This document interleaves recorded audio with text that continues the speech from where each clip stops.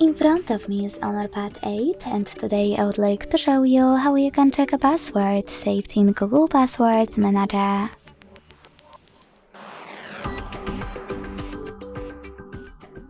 Begin by launching Settings and scrolling down to access Google. Then tap on Autofill, Autofill with Google, and Google Password Manager. Finally, click on any password that you wish to check and enter your current screen lock.